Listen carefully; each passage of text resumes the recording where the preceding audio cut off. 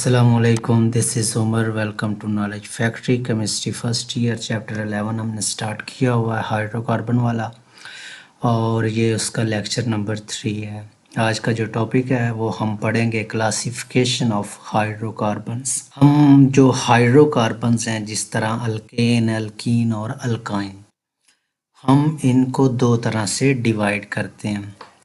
पहली जो हमारे पास है वो हमारे पास क्या है, बेस्ड ऑन सैचुरेशन, कि हम जो हाइड्रोकार्बन कार्बन और हाइड्रोजन से मिलकर बने हुए हैं, हम उनको सैचुरेशन की बुनियाद पे क्या करते हैं, डिवाइड करते हैं। और उसमें हम दो तरह से डिवीज़न करते हैं कि पहली हमारे पास क्या है, अल्केन, जिसको हम सैचुरेटेड हाइड्रोकार्बन कहते हैं, और दूसरी हमारे पास क्या है, अनसैचुरेटेड हाइड्रोकार्बन, जिसमें हमारे पास अल्कीन आता है और अल्काइन।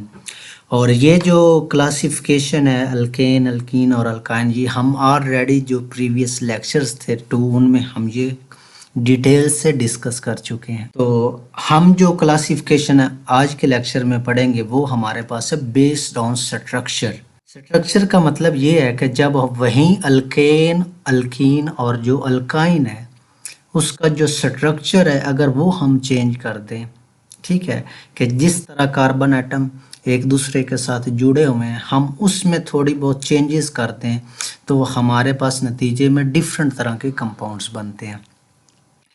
तो स्ट्रक्चर की बेस पे हम जो हाइड्रोकार्बन्स हैं उसको हम दो हिस्सों में डिवाइड करते हैं।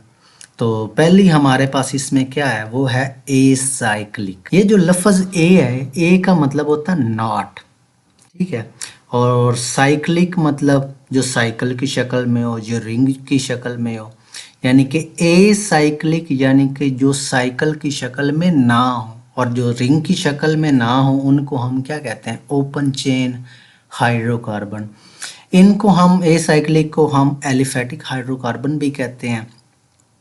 क्यों कहते हैं, क्योंकि ये जो कंपाउंड्स थे अल्केन, अल्कीन और अल्काइन, शुरू में जब इस पे रिसर्च की गई तो ये सारे के सारे कंपाउंड जो थे ये फैट से ड्राइव किए गए थे, ठीक है। तो फैट से ड्राइव करने की वजह से हम इनको एलिफेटिक हाइड्रोकार्बन भी कहते हैं।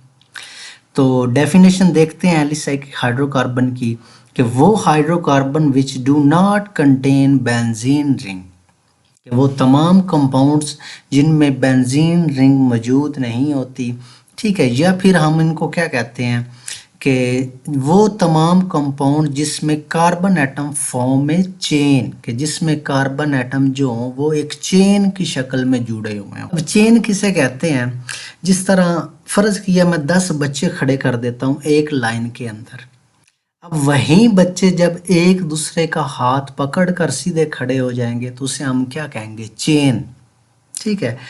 इसी तरह हमारे पास एक पेंसिल, आगे उसके साथ मैं दूसरी पेंसिल जोड़ दूं, फिर आगे तीसरी पेंसिल जोड़ दूं, तो ये एक हमारे पास चेन बन जाती है।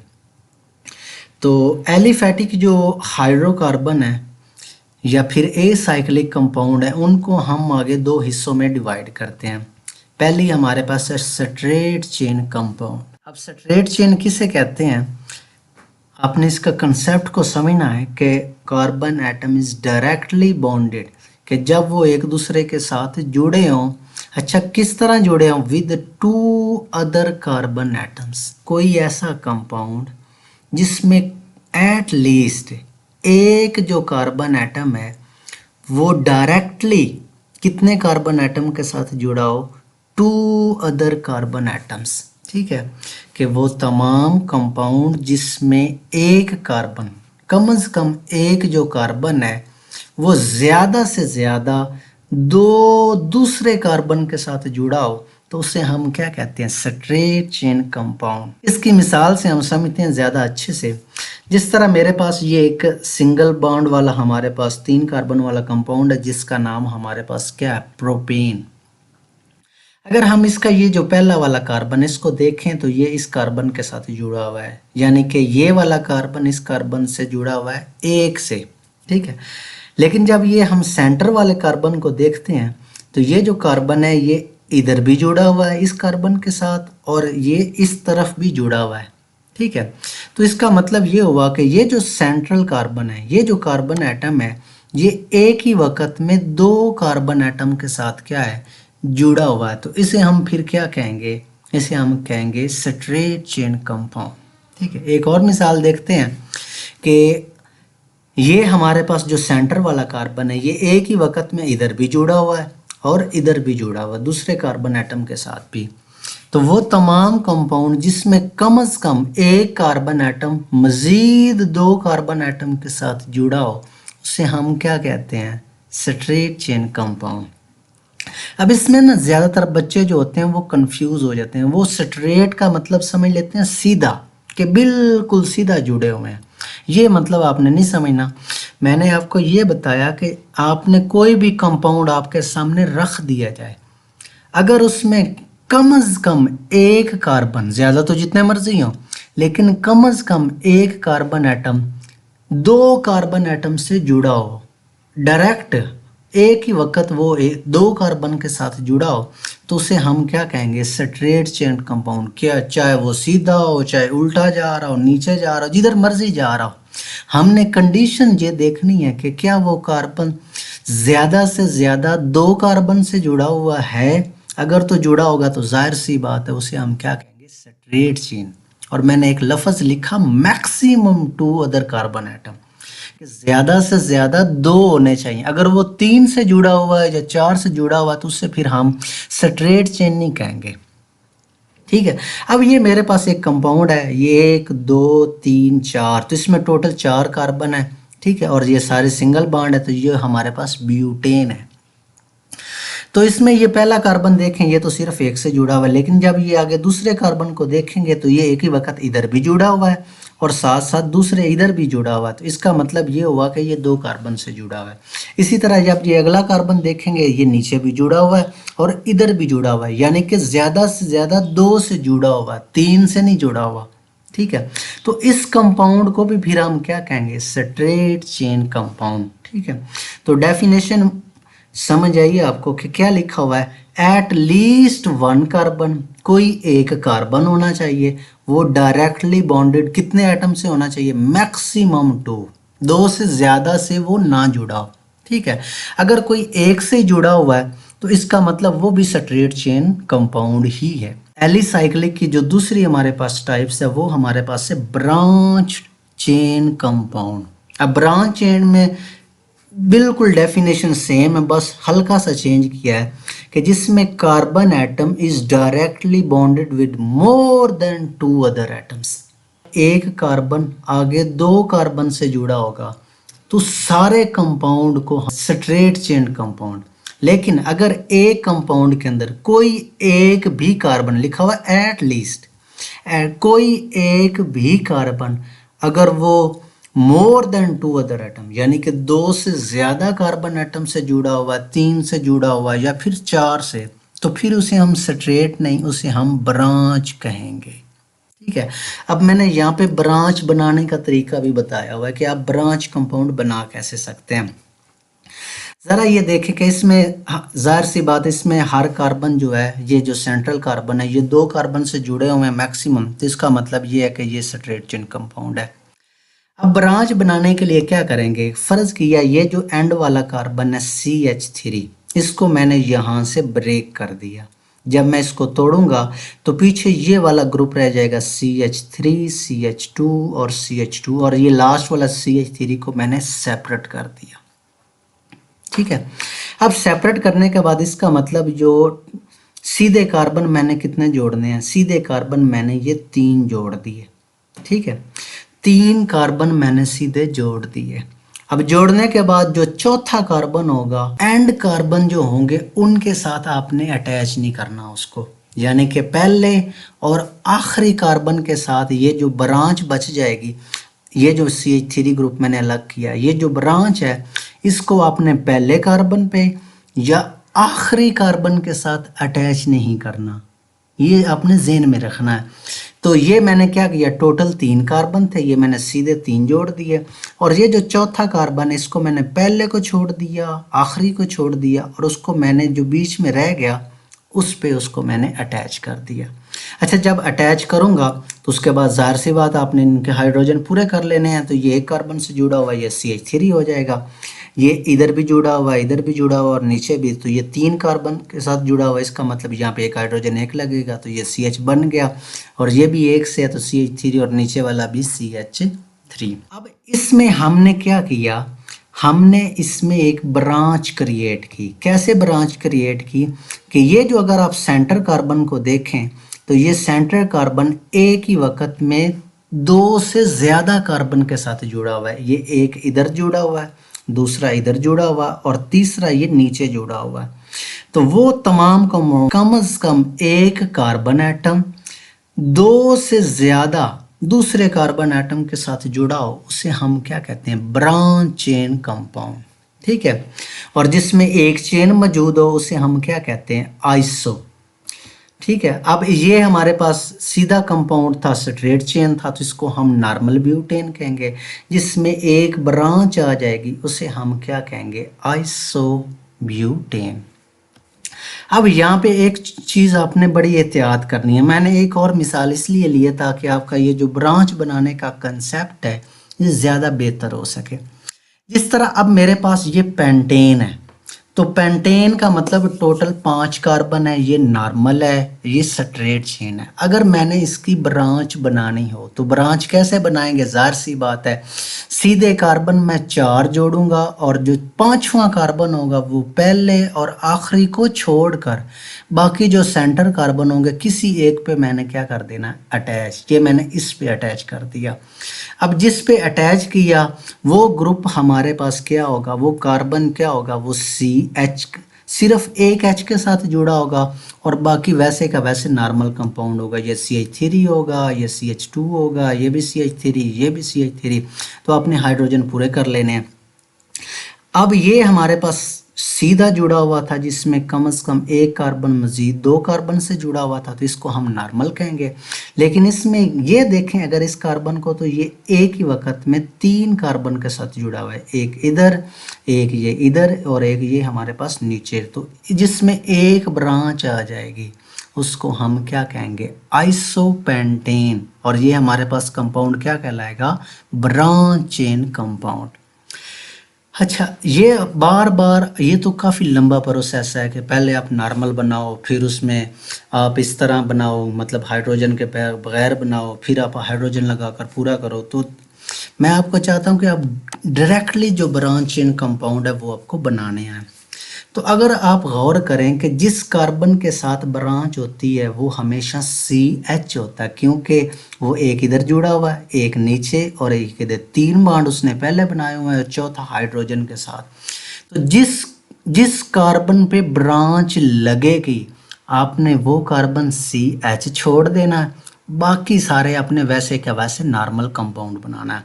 जिस तरह अगर फ़र्ज़ किया मैं आपको कहता हूँ कि आपने मुझे आइसोहेक्सेन बनाकर दिखानी है, तो हेक्सेन में टोटल कार्बन कितने होते हैं, 6।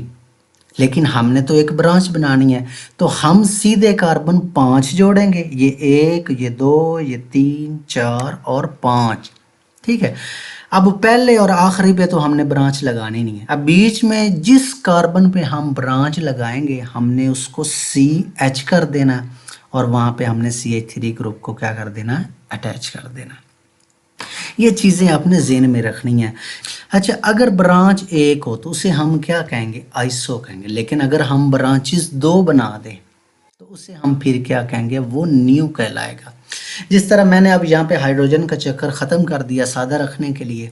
ये 5 कार्बन है, ठीक है। अब इस 5 कार्बन है और इसमें कोई, ये हर कार्बन 2 कार्बन के साथ जुड़ा हुआ है, इसका मतलब ये स्ट्रेट चेन कंपाउंड है, ये नॉर्मल पेंटेन है। लेकिन अगर हमने इसको आइसो बनाना हो तो ज़ाहिर सी बात है हम टोटल सीधे कितने जोड़ेंगे, 4 जोड़ेंगे और ये जो 5वां कार्बन है उसको पहले और आखिरी को छोड़कर किसी एक पे हम क्या कर देंगे, अटैच कर देंगे। अब इस पे एक ब्रांच है, जिस कार्बन पे ब्रांच होगी वो CH होगा। अगर हमने 2 ब्रांचेस क्रिएट करनी हो तो हम क्या करेंगे, अब ये 5 है ना नॉर्मल पेंटेन, लेकिन जब हम न्यू पेंटेन बनाएंगे तो ज़ाहिर सी बात है पेंटेन में 5 कार्बन और न्यू का मतलब 2 ब्रांचेस। 5 में से जब 2 निकाल देंगे तो ज़ाहिर सी बात है पीछे कितनी बच जाएंगी, 3। तो आपने सीधी 3 कार्बन जोड़ देने हैं, पहले और आखिरी को आपने छोड़ देना है और बाकी जो कार्बन होगा उस पे आपने दोनों ब्रांचेस को क्या कर देना, लगा देना। तो इसे हम क्या कहेंगे, फिर न्यू पेंटेन कहेंगे। तो ये चीज़ें दोनों में आपने डिफरेंस याद रखना है कि एलिसाइक्लिक कंपाउंड के अंदर हमने दो तरह के कंपाउंड पढ़े। पहले हमने ये तमाम कंपाउंड जिसमें हमारे पास क्या हो, एक कार्बन एटम जो हो वो मज़ीद दो कार्बन एटम के साथ जुड़ा हो, उसे हम क्या कहेंगे, स्ट्रेट चेन कंपाउंड, यानी कि अल्केन, अल्कीन और अल्काइन। जो मैंने आपको कंडेंस फार्मूला सिखाए थे वो सारे इसी की मिसालें हैं, ठीक है। अब उसमें ब्रांच कैसे बनानी है, हमारे पास ब्रांच कैसे बनेगी कि जब एक कार्बन एटम क्या होगा, ज़्यादा से ज़्यादा 3 या 4 कार्बन एटम के साथ जुड़ा होगा तो उसे हम क्या कहेंगे, ब्रांच चेन कंपाउंड हो। अगर 2 से जुड़ा हो तो उसे हम क्या कहेंगे, उसे स्ट्रेट। लेकिन जब मोर देन 2 होगा तो उसे हम क्या कहेंगे, ब्रांच चेन कंपाउंड, ठीक है।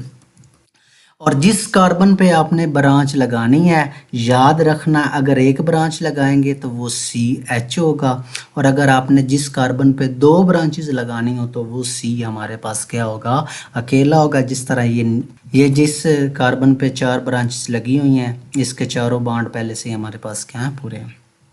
तो ये सारा था एलिसाइक्लिक के बारे में। आगे हमारे पास है क्लोज चेन कंपाउंड। अब क्लोज चेन कंपाउंड क्या होगा, जिसको हम साइक्लिक कंपाउंड भी कहते हैं, और इसमें जो कंपाउंड होंगे, कंपाउंड कंटेन क्लोज चेन या रिंग। जो कंपाउंड होंगे वो रिंग की शक्ल में मौजूद होंगे। अच्छा, रिंग बनती कैसे है, जाहिर सी बात है, या 10 बच्चे मैंने लाइन में खड़े कर दिए हैं। अब उस लाइन में सारे बच्चों ने एक दूसरे का हाथ पकड़ा हुआ है, ठीक है। तो उसमें हमारे पास वो रिंग कैसे बनेगी, रिंग ऐसे बनेगी कि अगर जो पहला बच्चा है वो घूम कर आए और वो आखिरी बच्चे का हाथ पकड़ ले। जैसे ही पहला बच्चा आखिरी बच्चे का हाथ पकड़ेगा, खुद ब खुद एक सर्कल बन जाएगा, वो एक रिंग बन जाएगी, वो एक क्लोज चेन बन जाएगी, ठीक है। तो क्लोज चेन कंपाउंड वो होते हैं जिसमें कंपाउंड साइकिल की शक्ल में होते हैं। एंड्स कार्बन यानी कि पहला और आखिरी कार्बन एक दूसरे के साथ अटैच होते हैं। इसकी भी आगे हमारे पास 2 टाइप्स हैं। पहली हमारे पास क्या है, एलिसाइक्लिक हाइड्रोकार्बन। याद रखना, पीछे हमने पढ़ा एलिफैटिक, यहाँ पे क्या है, एलिसाइक्लिक। ये जो एली लफ्ज़ है ये एलिफैटिक से निकला है, और एलिफैटिक का मतलब मैंने बता दिया, फैट्स बनाने वाले कंपाउंड, यानी कि अल्केन, अल्कीन और अल्काइन। यानी कि एली का मतलब अल्केन, अल्कीन और अल्काइन जब वो साइकिल की शक्ल में हो जाएंगे, कि जिसमें रिंग ऑफ 3 और मोर कार्बन एटम्स, उसमें 3 या 3 से ज्यादा कार्बन जो हैं वो रिंग की शक्ल में मौजूद हों, रिजेंबलिंग एलिफैटिक कंपाउंड। और ये ज्यादातर मिलते जुलते किससे होते हैं, एलिफैटिक से ही मिलते जुलते होते हैं, लेकिन हमने इनको एक शेप दी होती है, साइकिल की शक्ल में शेप दी होती है। अब ये एलिसाइक्लिक या क्लोज चेन कंपाउंड, इनको बनाते कैसे हैं, इसका ये मैंने कुछ स्टेप बनाए हैं ताकि आप आसानी से घर में बैठ के बना सकते हैं। ये मेरे पास देखें इसको, कि ये सेंटर वाला कार्बन है, इधर जुड़ा हुआ और इधर जुड़ा हुआ, ज़ाहिर सी बात है ये नॉर्मल प्रोपेन है, टोटल 3 कार्बन है। अब इसको हमने अगर साइकिल की शक्ल में बनाना हो तो ये जो पहला कार्बन है और ये आखिरी, इनको एंड कार्बन कहेंगे। ये पहला और आखिरी कार्बन एक दूसरे के साथ कैसे जुड़ेंगे, जबकि इनके बॉन्ड तो पूरे हैं पहले से ही। इस कार्बन ने भी 4 बॉन्ड बनाए हुए हैं, इस कार्बन ने भी 4 बनाए हुए हैं, तो ये पहला और आखिरी एक दूसरे से तो मिल ही नहीं सकते, जुड़ ही नहीं सकते, बॉन्ड बना ही नहीं सकते, क्योंकि इनके बॉन्ड पहले से पूरे हैं। अब बॉन्ड बनाने के लिए क्या करेंगे, जाहिर सी बात है ये पहला और आखिरी कार्बन कम से कम इनका एक एक बॉन्ड खाली होगा तो फिर ये बॉन्ड बनाएंगे। अब यहाँ पे देखना, अगर ये जो पहला कार्बन है CH3, अगर मैं यहाँ से एक हाइड्रोजन निकाल दूँ तो ये CH2 बन जाएगा और इसका एक बॉन्ड खाली हो जाएगा। अब ये CH2 दूसरे वाला मैंने ये लगा दिया, अब ये CH3 तीसरे वाला ये मैंने नीचे बना दिया, और इसमें से भी एक हाइड्रोजन मैंने निकाल दिया, एक हाइड्रोजन इधर से निकला, एक हाइड्रोजन इधर से निकला, और ये H2 यहाँ से क्या हो गया, रिलीज। अब अगर गौर करें तो ये CH2 है, ये भी हमारे पास CH2 है, इसका भी एक बॉन्ड खाली है, नीचे वाले का भी एक बॉन्ड खाली है, तो ये दोनों क्या करेंगे, आपस में बॉन्ड बना लेंगे।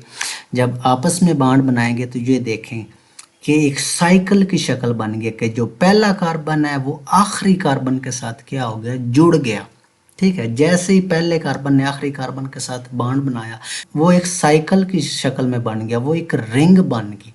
अब इसमें टोटल कार्बन कितने हैं, 1 2 3। तो 3 कार्बन अगर सीधे हों, स्ट्रेट हों, तो उसको नॉर्मल, लेकिन जब वो साइकिल की शक्ल में होंगे तो उसे हम क्या कहेंगे, साइक्लोप्रोपेन। आप इसको ये मुसल्लस टाइप भी इसको बना सकते हैं, ट्राइंगल की शक्ल में, कि इसमें टोटल कितने कोने हैं, 3 कोने हैं। ये देखें 1 2 3, हर कोना जो होगा वो कार्बन को जाहिर करेगा। बिल्कुल, इसको आप डबल बॉन्ड में भी चेंज कर सकते हैं। डबल बॉन्ड कैसे चेंज करेंगे कि इधर से एक हाइड्रोजन और निकाल देंगे, इधर से भी हाइड्रोजन निकाल देंगे, तो ये दोनों कार्बन आप उसमें डबल बना लेंगे, तो ये हमारे पास क्या बन जाएगा, साइक्लोप्रोपीन।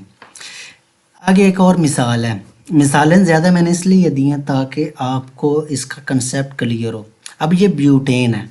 अब ब्यूटेन को साइकिल में चेंज करना हो तो पहली बात मैंने क्या बताई कि जो एंड कार्बन होंगे पहला और आखिरी, इनमें से एक एक हाइड्रोजन आपने निकाल देना।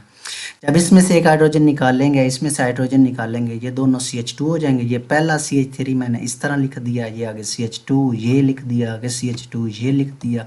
ये CH3 में से हाइड्रोजन निकाल दिया। अब ये हाइड्रोजन और ये हाइड्रोजन मिलेंगे और CH2 की शक्ल में निकल जाएंगे। अब देखेंगे इसमें पहला और आखिरी कार्बन जो है इसके एक एक बॉन्ड खाली है, तो ये दोनों आपस में बना लेंगे, जिसमें हमारे पास एक स्क्वायर शक्ल में ये हमारे पास बन जाएगा। अब 4 कार्बन है तो उसको नॉर्मल ब्यूटेन कहेंगे। जब वही हमारे पास साइकिल की शक्ल में आ जाएगा तो उसे हम क्या कहेंगे, साइक्लो ब्यूटेन कहेंगे। बिल्कुल सेम तरीकाकार यही है हमारे पास। अगर हम हेक्सेन लेंगे तो ये पहला और आखिरी कार्बन में से एक हाइड्रोजन निकाल लेंगे। हाइड्रोजन निकालने के बाद ये हमारे पास आपने 6 कार्बन जोड़ दी, ये पहला और आखिरी कार्बन आपस में जुड़ेगा और इस तरह ये हमारे पास साइक्लोहेक्सेन बन जाएगा। अब अगर इनमें गौर करें ना, इनका जनरल फार्मूला, इनमें कार्बन और हाइड्रोजन को काउंट करें तो इसमें टोटल 6 कार्बन है, तो हम क्या लिखेंगे, C6। लेकिन हाइड्रोजन जब काउंट करेंगे, ये 2 2 4 2 6 2 8 2 10 2 12, तो हाइड्रोजन कितने हैं, 12। हेक्सेन का मॉलिक्यूलर फार्मूला पूछो तो उसमें तरीकाकार मैंने क्या बताया था कि जितने कार्बन हो गए आपने उसको डबल कर देना है, तो हमारे पास वो क्या बन जाएगा, अल्कीन। तो अगर हेक्सेन का पूछूंगा तो है C6H12, और साइक्लोहेक्सेन का पूछूंगा तो उसमें भी C6H12। हमने यहाँ से ये बात निकाली कि जो general formula of cyclo alkane और दूसरा जो अल्कीन है, ये दोनों इनका जनरल फार्मूला हमारे पास क्या होता है, सेम होता है। क्लोज चेन की जो दूसरी टाइप है वो हमारे पास क्या है, एरोमेटिक कंपाउंड। एरोमेटिक जो लफ्ज है ये एक यूनानी जबान का लफ्ज है जिसका मतलब होता है अरोमा, और अरोमा का मतलब क्या होता है, फ्रेग्रेंट, यानी कि खुशबू। एक्चुअली हुआ ये था कि जब शुरू में डिफरेंट तरह के ऑर्गेनिक कंपाउंड डिस्कवर हुए तो वो तमाम कंपाउंड जिनसे खुशबू आती थी उनको वो एरोमेटिक कंपाउंड कहते थे, ठीक है। और उनमें मोस्टली जो होती थी वो बेंजीन रिंग पाई जाती थी। तो खुशबू की वजह से वो तमाम कंपाउंड जिनसे खुशबू आती है, फ्रेगरेंस आती है हमारे पास है, अब इनमें कम से कम क्या होनी चाहिए, एक बेंजीन रिंग होनी चाहिए। और इन कंपाउंड के अंदर जो कार्बन टू हाइड्रोजन रेशियो होती है ये बहुत ज़्यादा होती है। अब ये बेंजीन रिंग क्या होती है, पहले इसका हम कंसेप्ट समझते हैं। मैंने ये साइक्लोहेक्सेन लिया, साइक्लोहेक्सेन कैसे बनाना था पीछे सिखाया मैंने आपको। अब साइक्लोहेक्सेन में से अगर ये जो पहला कार्बन है और ये जो दूसरा कार्बन, अगर मैंने यहाँ पे डबल बॉन्ड लाना हो तो कैसे लाऊंगा, एक हाइड्रोजन इधर से निकालूंगा और एक हाइड्रोजन इधर से निकालूंगा, यहाँ से हाइड्रोजन निकल जाएगा और इन दो कार्बन एटम्स के दरमियान क्या बन जाएगा, डबल बॉन्ड बन जाएगा। इसी तरह यहाँ पे आगे ये जो आगे वाला कंपाउंड है, यहाँ पे अगर मैंने डबल बॉन्ड लाना हो तो यहाँ से फिर एक हाइड्रोजन निकालूंगा, इधर से फिर हाइड्रोजन निकालूंगा, तो यहाँ पे डबल बॉन्ड आ जाएगा। इस तरह अगर यहाँ पे लाना हो तो यहाँ पे भी एक हाइड्रोजन निकालूंगा और यहाँ से भी एक हाइड्रोजन निकालूंगा, तो यहाँ पे एक डबल बॉन्ड आ जाएगा। 6 रिंग कंपाउंड के अंदर जब हम अल्टरनेटिव एक डबल बॉन्ड एक सिंगल बॉन्ड, एक डबल बॉन्ड एक सिंगल बॉन्ड, अल्टरनेटिव मैं कहता हूँ बेंजीन रिंग, ठीक है। ये मैंने डबल बॉन्ड लगा दिया, ये वाला, ये डबल बॉन्ड मैंने ये लगा दिया और ये वाला डबल बॉन्ड मैंने ये लगा दिया। अब ये जो 3 डबल बॉन्ड है इनको मैंने ये साइकिल की शक्ल में, सर्कल की शक्ल में भी मैं लिख सकता हूँ। इसको हम क्या कहते हैं, बेंजीन रिंग। कि ये जो CH है यहाँ पे इसके क्योंकि इस कार्बन के चारों बॉन्ड पूरे हैं, 2 इसने इधर बनाए हुए हैं, तीसरा इधर बनाया और चौथा हाइड्रोजन के साथ। अगर इस कार्बन पे मैंने कुछ लगाना होगा तो यहाँ से मैं हाइड्रोजन निकालूंगा फिर ही अटैच करूँगा। अगर यहाँ पे हाइड्रोजन निकाल कर यहाँ पे मैं CH3 लगा दूँ, जिस तरह यहाँ पे मैंने लगाया हुआ CH3 लगा दूँ तो इससे मैं क्या कहूँगा, टोल्वीन। अगर मैं यहाँ पे OH लगा दूँ तो इसे मैं क्या कहूँगा, फिनोल। NH2 लगा दूँ तो इसे मैं क्या कहूँगा, एनिलीन। और अगर यहाँ पे ब्रोमीन लगा दूँ तो ब्रोमोबेंजीन, क्लोरीन लगा दूँ तो क्लोरोबेंजीन, आयोडीन लगा दूँ तो आइडोबेंजीन। ठीक है, इस तरह ये एरोमेटिक कंपाउंड बनना शुरू हो जाएंगे। तो आज के लिए हमारे पास इतना ही। अगर आपको वीडियो पसंद आई तो प्लीज़ चैनल को सब्सक्राइब कीजिए। अपना ख्याल रखिएगा, दुआओं में याद रखिएगा। अल्लाह हाफिज़।